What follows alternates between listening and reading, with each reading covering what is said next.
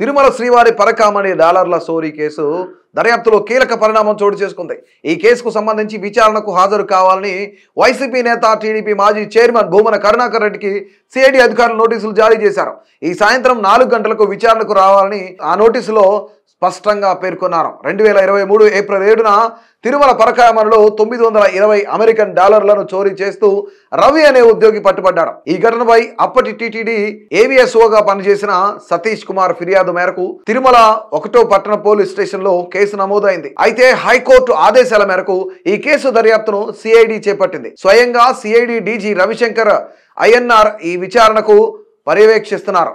December 2వ తేదీలోగా హైకోర్టుకు నివేదిక సమర్పించాల్సి ఉండటంతో అధికారులు దర్యాప్తును ముమ్మరం చేశారు. ఈ కేసులో ఫిర్యాదుదారుడైన ఏబిఎస్ఓ సతీష్ కుమార్ విచారణకు వస్తున్న సమయంలో మృతి చెందడం పలు అనుమానాలకు తావిచ్చింది. ఈ నేపథ్యంలో దర్యాప్తు బృందం లోతుగా విచారణ జరుపుతోంది. సోమవారం తిరుమలలోని పద్మావతి అతిథి గృహంలో అప్పటి తిరుమల తిరుపతి దేవస్థానం విజిఓ గిరిధర్, ఏబిఎస్ఓ పద్మనాభంను సిఐడి అధికారులు ప్రశ్నించారు. చోరీ సమాచారం ఎవరికిచ్చారు, సతీష్ కుమార్ పై ఏమైనా ఒత్తిడి ఉందా వంటి వివరాలు ఆరా తీసినట్లు తెలిసింది. తాజాగా భూమన కరుణాకర్ రెడ్డికి నోటీసులు జారీ చేయడంతో ఈ కేసు మరోసారి చర్చనీయాంశంగా మారింది.